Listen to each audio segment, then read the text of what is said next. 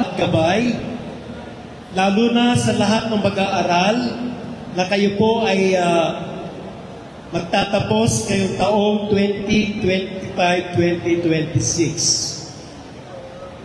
Ang ating banal na misa ay pamumunuan ni Reverend Father Jerome Ponce, ang Kura Paroko ng Santa Clara Parish, Malabon. Tatayo po ang lahat sasabay sa pambungad na awit.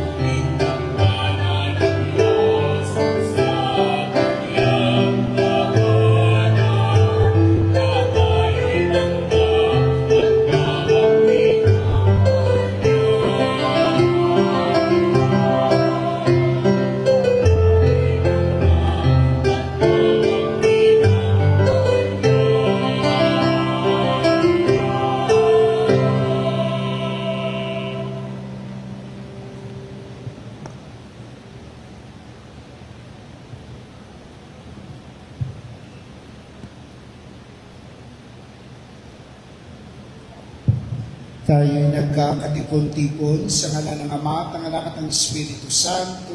Amen. Sumainyo ang Panginoon. At sumayo rin. Bilang pagkilala sa Diyos na tunay na dahilan ng lahat ng pagpapala at grasya, isang malakas na palakpakan sa Diyos na buhay.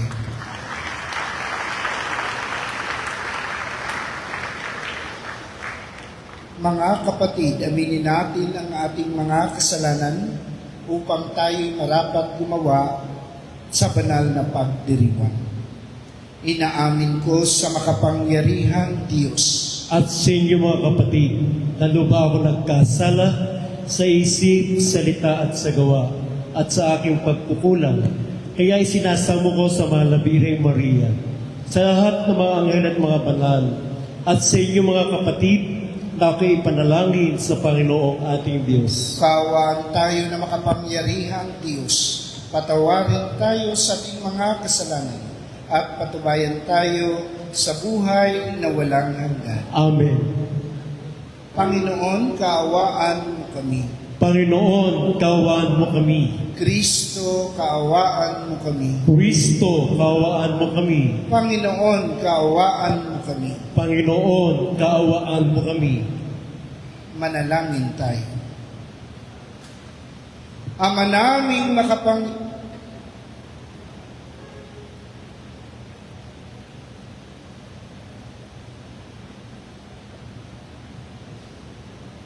Ama naming makapangyarihan, kami naway magkaroon ng pitagan at pagmamahal para aming magawang sambahin ang ngalan mo, sapagkat sa mga pinatatag sa iyong pag-ibig, ikaw ay walang pinababayaang masadlak sa ligalig.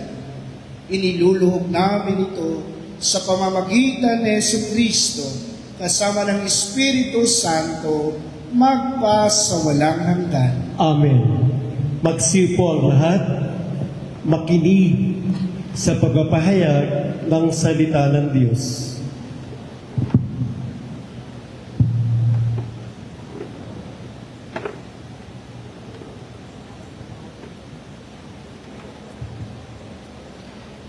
Pagbasa mula sa aklat ng mga panaghoy. Walang awang winasak ng Panginoon ang lahat ng nayon ni Jacob. Sinira niya ang matitibay na kuta ng lupain. Ang kaharian at mga pinuno nito'y kanyang ibinagsak at inilagay sa kahihiyan.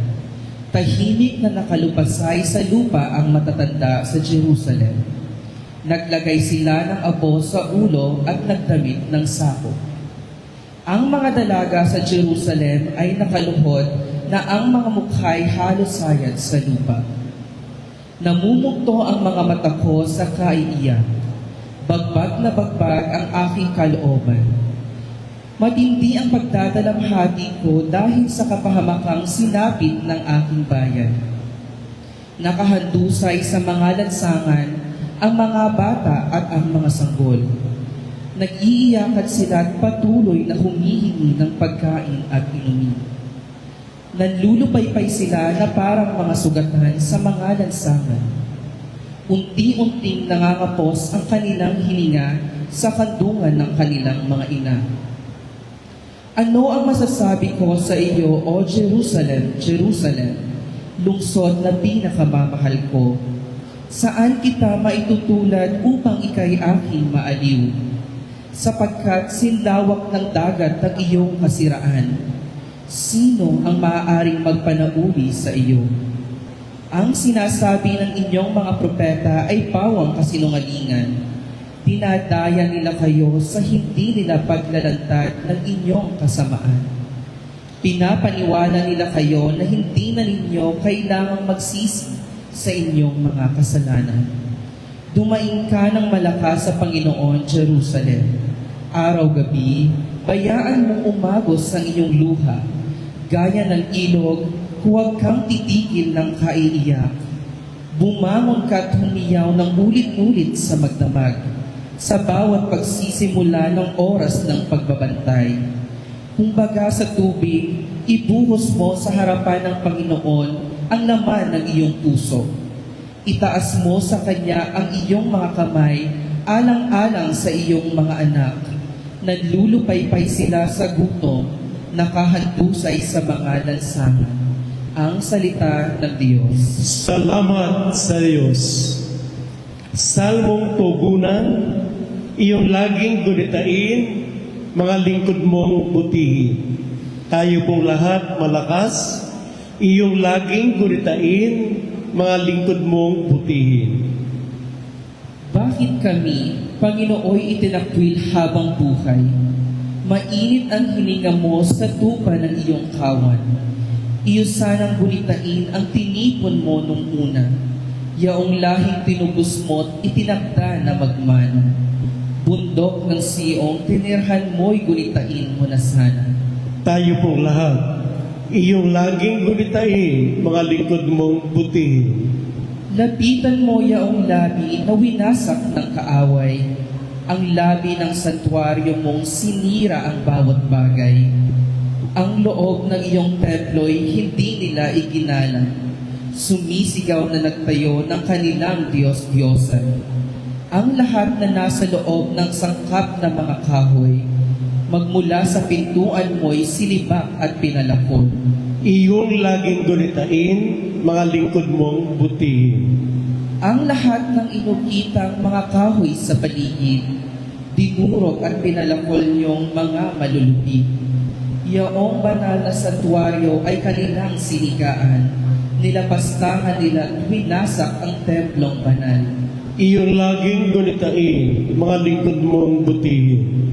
Yaong tipang ginawa mo ay huwag mong liliputin. Ang masamay nagtipa na sa pook na madidilim. Laganap ang karahasan kahit saan sa lupain.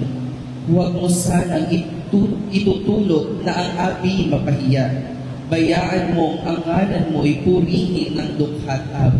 Iyong laging gunitain, mga lingkod mong butihin. Tatayo po ang lahat, pagbibigay gala sa mabuting balita.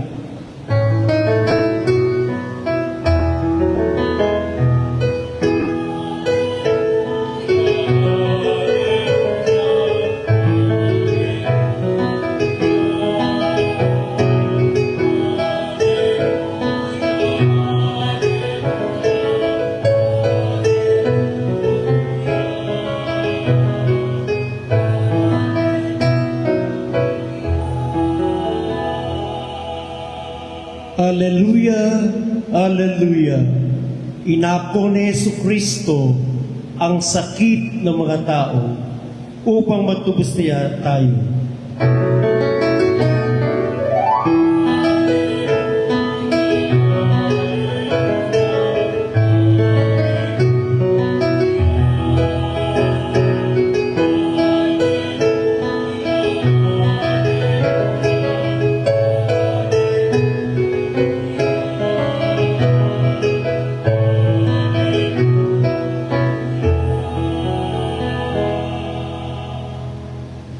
Sumainyo ang Panginoon. At sumayo rin. Ang mabuting balita ng Panginoon ayon kay San Mateo. Papuri sa iyo, Panginoon. Noong panahong iyon, pagpasok na Jesus sa Capernaum, lumapit ang isang kapitang Romano at nakiusap sa kanya, Ginoo, ang alipin ko ay naparalisis. Siya'y nararatay sa amin at tubhang nahihirapan. Paroroon ako at pagagalingin siya, sabi ni Jesus. Ngunit sumagot sa kanya ang kapitan, Ginoo, hindi po ako karapat-dapat na puntahan pa ninyo sa aking bahay. Sabihin ko lamang ninyo at gagaling na ang aking alipin. Ako ay nasa ilalim ng mga nakatataas na pinuno at ako man ay may nasasakupang mga kawal. Kung sasabihin ko sa isa, humayo ka, siya'y humahayo, at sa iba, halika, siya'y lumapit. At sa aking alipin, gawin mo ito, at ginagawa niya. Namangha si Jesus nang marinig ito, at sinabi niya sa mga taong sumusunod sa kanya, sinasabi ko sa inyo na hindi ako nakatagpo kahit sa Israel ng ganitong kalaking pananalig. Tandaan ninyo, marami ang darating buhat sa silangan at kanluran at dudulog sa hapag na kasalo nila Abraham, Isaac at Jacob sa kaharian ng langit. Ngunit marami sa lipi ng Israel ang itatapon sa kadiliman sa labas. Doon ay mananangis sila at magrangalit ang kanilang ngipin. At sinabi ni Jesus sa kapitan, umuwi na kayo, mangyayari ang hinihiling ninyo ayon sa inyong pananalig. Noon din ay gumaling ang alipin ng kapitan. Pumunta si Jesus sa bahay ni Pedro at doon ay nakita niya ang biyanan nito, nakahiga at inaapoy ng lagnat. Hinawakan ni Jesus ang kamay ng babae at nawala ang lagnat nito. Pagkatapos, bumangon ito at naglingkod sa kanya. Nang gabing iyon, dinala kay Jesus ang maraming inalihan ng mga demonyo. Sa isang salita lamang ay pinalayas niya ang masasamang espiritu at pinagaling ang lahat ng may karamdaman. Ginawa niya ito upang matupad ang sinabi ni Propeta Isaias. Kinuha niya ang ating mga kahinaan at binata ang ating mga karamdaman. Mga kapatid, ang mabuting balita ng Panginoon. Pinupuri ka namin, Panginoong Heso Kristo. Maupo ang lahat, makinig sa homilya.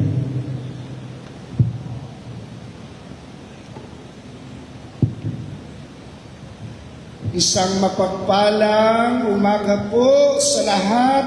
Palakpakan po natin ang Diyos.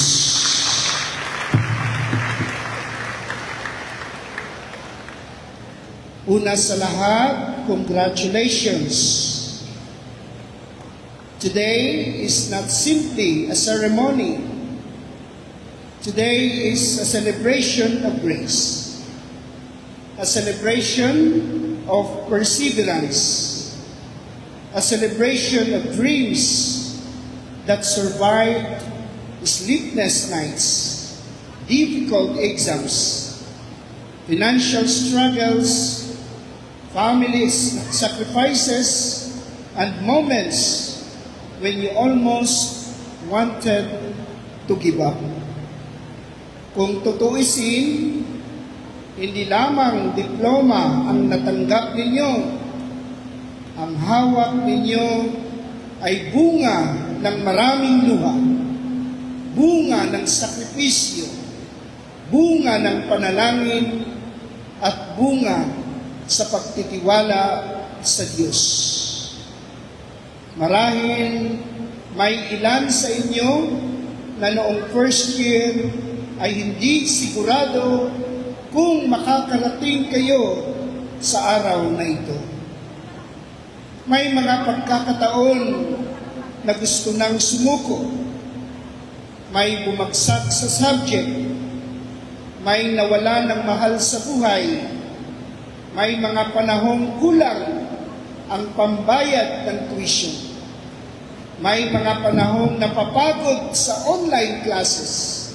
Napapagod sa research papers, projects at deadlines. Yet, here you are, and that itself is a miracle. Hindi lamang kayo matalino, kayo ay pinagpala, kayo ang unang mensahe ng Ebanghelyo ngayon. Always remember who brought you here. Hindi lamang sariling sipag ang dahilan ng inyong tagumpay. Behind every graduate stands a family that sacrificed. Behind every graduate stands teachers who guided. Behind every graduate stands friends who encourage. And above all, behind every graduate stands God who never stopped believing in you. Minsan, akala natin tayo lang ang lumalaban. Pero sa bawat hakbang, may Diyos na tahimik na gumagabay. May isang kasabihan, when you reach the top of the mountain, don't forget the one who carried you when you were too weak to climb. Ngayong araw na ito, wag lamang nating sabihin na I did it. Mas maganda kung sasabihin natin, Lord, we did it together. Mga graduates, after today, another chapter begins. The truth is, graduation is not the finish line. It is always the starting line. Akala ng marami, kapag nakapagtapos na sila, magiging madali na ang lahat. Pero alam natin hindi. The real world is waiting. Interviews, job applications, professional challenges, competitions, failures, unexpected disappointments. There will be moments when life will ask, now that you have your diploma, who are you really? Because success is not measured only by what you know. Success is measured by who you become. The world needs more than intelligent people. The world needs good people. The world needs honest professionals. The world needs compassionate leaders. The world needs people with integrity. Maraming matatalino sa mundo, pero hindi lahat may puso. Maraming successful, pero hindi lahat may values. Maraming may pera, pero hindi lahat may karakter. Kaya habang dala ninyo ang inyong degree, huwag ninyong kalimutan dalhin ang inyong pananampalataya. Because your diploma may open doors, but your character will keep those doors open. May isa pang mahalagang tanong, what is God's dream for my life? Madalas ang focus natin, what is my dream? What is my plan? What is my ambition? Pero, bihira nating itanong, Lord, ano po ba ang plano ninyo para sa akin? Sabi nga sa book of Jeremiah, for I know the plans I have for you, says the Lord, plans for your welfare and not for harm, to give you a future full of hope. Napakagandang paalaala nito because some graduates already know where they are going. Ilan siguro hindi. May ilan na may trabaho nang naghihintay. May ilan na hindi pa alam ano ang susunod na hakbang. At kung isa ka sa mga hindi pa sigurado, don't be afraid. Hindi mo kailangang makita ang buong daan. Kailangan mo lamang makita ang susunod na hakbang. Always remember, God rarely reveals the whole journey. He simply asks us to trust Him one step at a time. Mga graduates, there is another danger after graduation. The temptation to define your worth by your achievements. Kapag may trabaho ka, successful ka na. Kapag mataas ang sweldo, valuable ka na. Kapag manager ka na, for sure, feeling importante ka na. But remember this, your worth does not come from your life. Your worth does not come from your salary. Your worth does not come from your achievements. Your worth comes from being a beloved child of God. Because there may come a time when you fail. There may come a time when life does not go according to your plan. There may come a time when doors close. At kapag nangyari iyon, huwag mong isipin na wala kang halaga. Because your value was never based on your success. Your value was established the day God created you and called you His own. Mga magulang, allow me to speak to you for a moment. This graduation is your victory too. Maraming mga nanay at tatay ang tahimik na nagsasakripisyo. Overtime sa trabaho, pagod, pagtitipid, mga pangarap na sinasantabi muna para sa kinabukasan ng kanilang mga anak. Some of you prayed more than your children studied. At ngayong araw na ito, ang diploma ng inyong anak ay diploma rin ng inyong pagmamahal. Thank you for believing in them even when they doubted themselves. Thank you for choosing sacrifice over comfort. Thank you for showing them what unconditional love looks like. Palakpakan po natin ang ating mga magulang.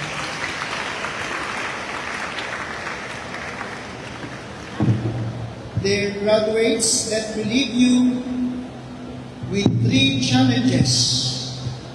Una, dream big. Huwag matakot mangarap. God placed those dreams in your heart for a reason. But make sure your dreams are not only about making a living. Make them about making a difference. Pangalawa, stay humble. The higher you climb, the more humble you should become. Remember where you came from. Remember those who helped you. Remember that every blessing is a gift. Humility attracts grace. Pride pushes grace away. At ang pangatlo, stay close to God. There will be many things competing for your attention. Money, success, recognition, but never lose your relationship with God. Because the greatest tragedy is not failing in life. The greatest tragedy is succeeding in everything except what truly matters. What good is becoming successful if we lose our soul?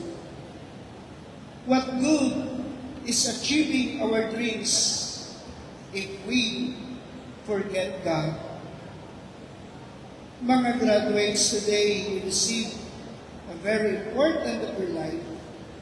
But always remember, God is giving you something greater. A mission, a calling, a purpose. The world does not simply need graduates. The world needs disciples. The world needs witnesses. The world needs women and men who will bring light into darkness, hope into despair, honesty into corruption, compassion into indifference, and faith into a world that often forgets God. As you leave this institution, remember, you are not just graduates. You are God's answer to someone's prayer. You are God's instrument for the future. And most importantly, God is not finished with you yet. The best chapter of your life has not been written. The greatest blessing may still be ahead. The most beautiful mission may still be waiting. So, walk forward with confidence. Walk forward with humility. Walk forward with faith. And wherever life takes you, always remember, your diploma may tell the world what you have achieved, but your life should tell the world who God is. Isang malakas na napalakpakan sa Diyos. Please, Tatayo na po ang lahat.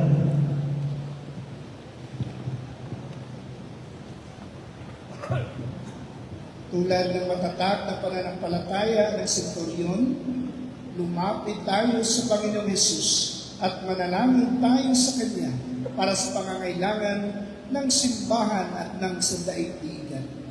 Panginoon, mapasa amin nawa ang iyong pagpapala. Tayo pong lahat, Panginoon, mapasa amin nawa ang iyong pagpapala. Ang simbahan sinuman bilang banyaga o dayuhan, manalangin tayo sa Panginoon. Panginoon, mapasa amin nawa ang iyong pagpapala.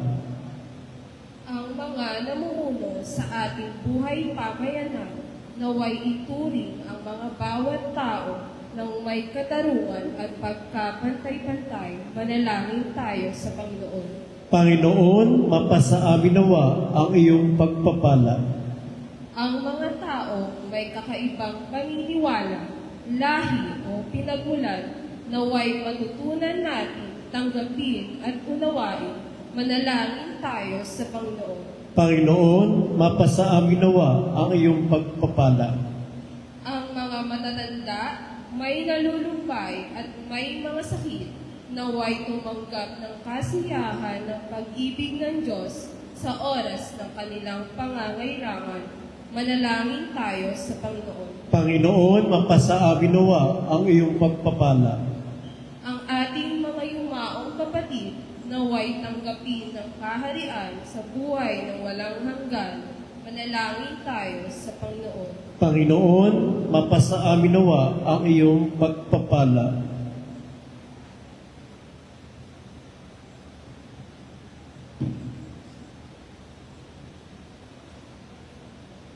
Ama ng sangkatauhan, tinanggap ng iyong anak ang pananampalataya ng senturyon na lumapit sa kanya ng may pagpapakumbaba at pananalig. Ipakita mo sa amin ang iyong kagandahang loob. Ngayon kami ay nananalangin sa pamamagitan ni Kristo, aming Panginoon. Amen. Magsipo ang lahat, makisa sa awit ng pag-aalay.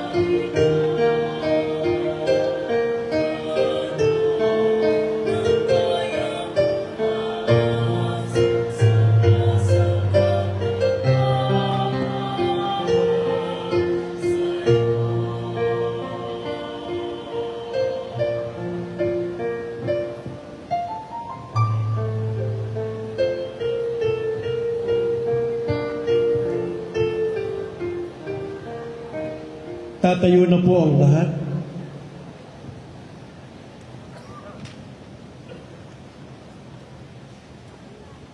Manalangin kayo mga kapatid upang pagkain natin ay kalugdan ng Diyos sa mga makapangyarihan.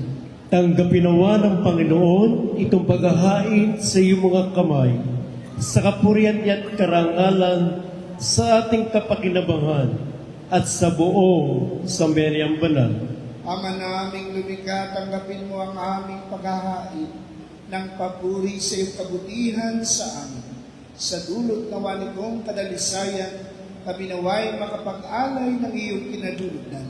Sa pamamagitan ni Jesucristo kasama ng Espiritu Santo, magpasawalang hanggan. Amen. Sumainyo ang Panginoon At sumayo rin. itaas sa Diyos ang inyong puso at diwa. Tinaas na namin sa Panginoon. Pasalamatan natin ang Panginoong ating Diyos. Marapat na siya ay pasalamatan. Ama naming makapangyarihan, tunay nga marapat na ikaw ay aming pasalamatan. Sa iyong paglinga, pagkagandahang loob, ang tao ay nilikha mo at pinangangasiwa sa sansunukong. Sangad mong siya'y wastong lubos, siya'y pinagdusa mo sa kanyang pagtalikod. Sa iyong pagiliw, iyong ipinahintulot na makabalik siya sa pamamagitan ni Kristo Jesus. Kaya kaysa ng mga anghel na nagsisiawit ng papuri sa iyo, nang walang hupay sa kalangitan, kami nagbubunyi sa iyong kadakilaan.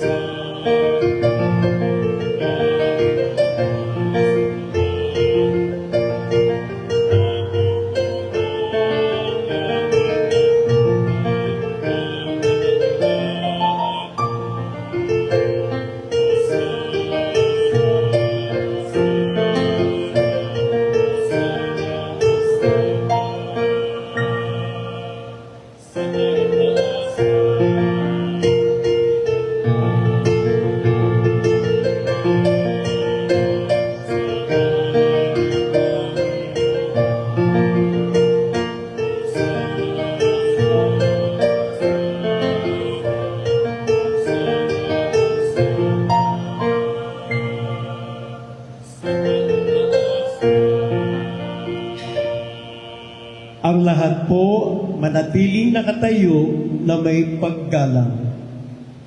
Ama naming banal, ikaw ang bukal ng tanang kabanalan. Kaya't sa pamamagitan ng iyong Espiritu, gawin mong banal ang mga kaloob na ito upang para sa amin maging katawan at dugo ng aming Panginoong Jesucristo. Bago niya pinagtiis ang kusang loob na maging handog, tinawagan niya ang tinapay, pinasalamatan kanya, pinangati-hati niya yun, iniabot sa kanyang mga agad at sinabi, Hindi binubuo nila yung Deadpool eh. ito ang aking katawan na ihahandog para sa Paldo. Ang ina ba tayo? Hindi may kita niya, saglit lang yan. Hindi yun eh. Kaya hindi naman matapos ang Wala tayong focus point eh. Delikado rin pala. Eh, okay na lang. Iniabot niya ang kalis sa kanyang mga alagad at sinabi, tanggapin ninyong lahat ito at inumin. Ito ang kalis ng aking ng bawal walang hanggang tipan. Ang aking dugo na ibubuhos para sa inyo at para sa lahat sa kapagpapatawad ng mga kasalanan. Gawin ninyo ito sa pag-alaala sa akin. Pinakatayin ko wala, hirap eh.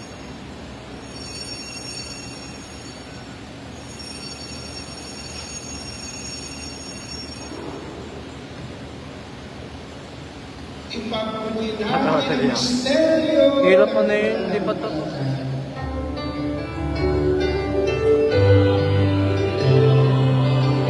Mamaya ko yung dito, pipipila dito sa Oscar. Kaso nga. Malilito tayo dito. Dito ka na dapat oh. Ang galing ko to.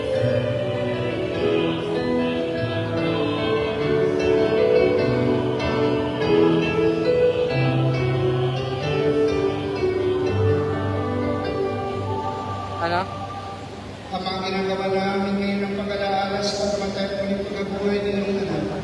Kaya iniaalay namin sa iyo ang tinapay na nagbibigay buhay at ang kalis. Paano kami maririnig yung nakasaksak yung ano? Kami nagpapasalamat at kami yung minarapat at abay sa harapan mo para maglingkod sa iyo. Di sinasama namin kami magsasalo-salo sa katawan at ni Kristo ay mapupunod sa pagkakaisa sa pamamagitan ng Espiritu Santo. Amahan namin Sige, atakin mo na namin yung ano, yung receiver. Nakakabit namin ulit. Usus kami sa pag-ibig kaysa Leon na ang Papa, ni Pablo na ang Obispo at ng Tanang Kaparian. Alalahanin mo rin mga kapatid namin tayo nang may pag-asang sila'y muling mabubuhay. Gayon din ang lahat ng mga pumanak. Kawan sila patuloyin sa iyong kaliwanagan. Kawan mo paginapatin kaming lahat na makasalo sa iyong buhay na walang wakas. Kaysa ng mahal na Birheng Maria, Ina ng Diyos, kaysa ng mga apostol, at ang lahat ng mga banal na nabuhay dito sa iyong ng kalugod sa iyo. May pagdiwang naman namin ang pagpupuri sa karangan mo sa pamamagitan ng iyong anak na aming Panginoong Yesu Kristo.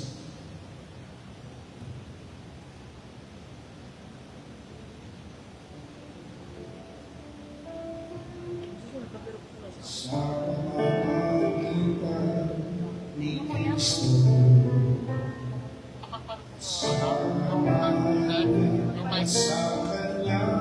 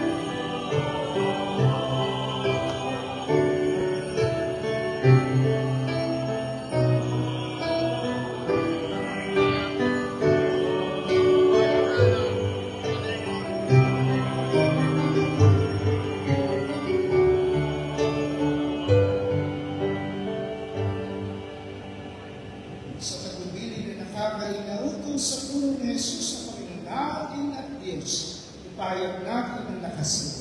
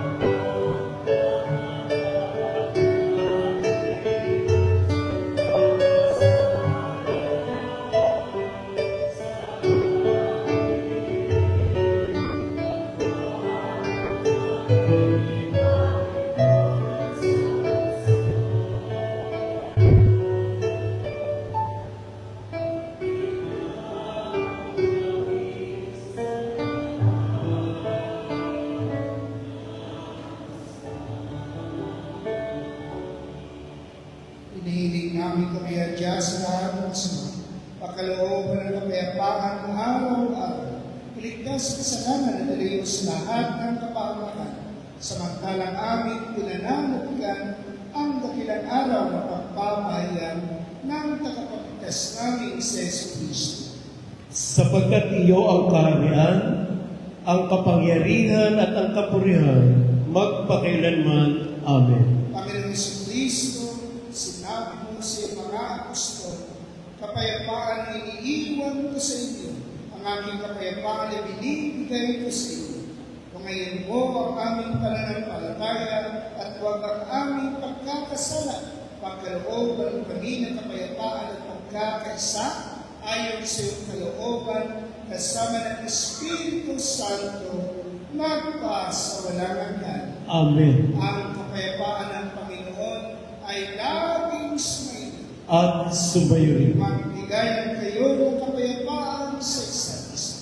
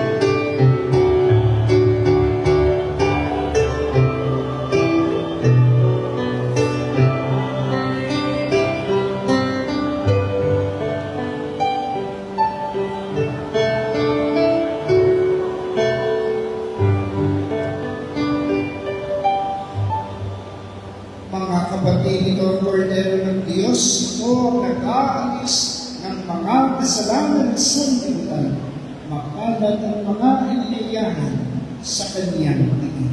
Panginoon, hindi ako karapat-dapat na magpatuloy sa iyo, ngunit sa isang salita mo lamang ay gagaling na. Pag sa kalawang watay ng katawan ng Kristo para sa buhay na walang hanggan. Amen. Para po sa kaayusan ng pagtanggap na banal na komunyon, maupo muna po ang lahat. Tayo po ay tatayo by row para po hindi magulo. 2 pila po sa gitna, isang pila sa kanan at isang pila sa kaliwa.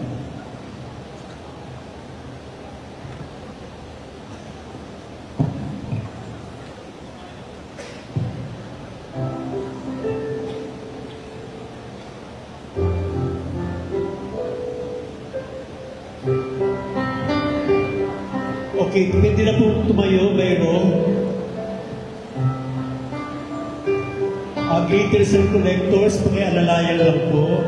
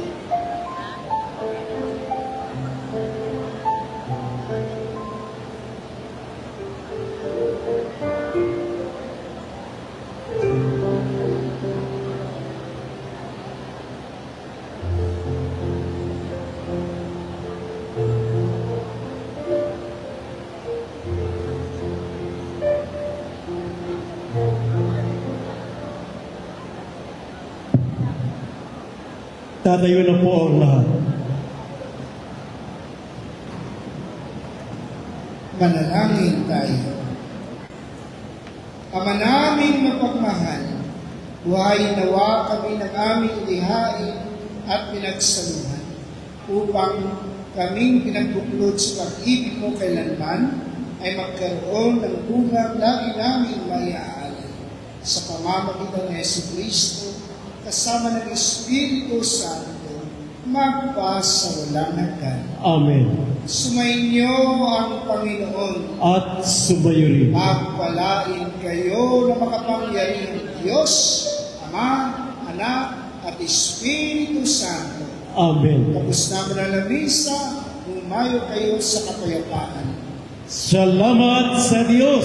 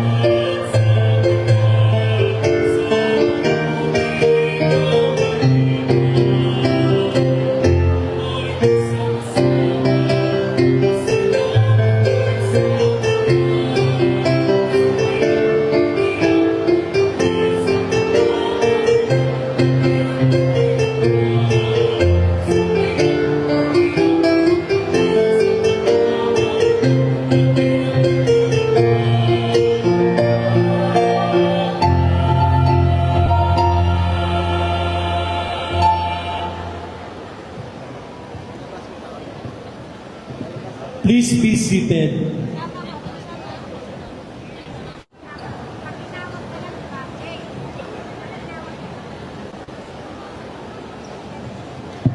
At this juncture, may we request President Dr. Glenn De Leon to come on the stage, Dr. William Enrique, Dr.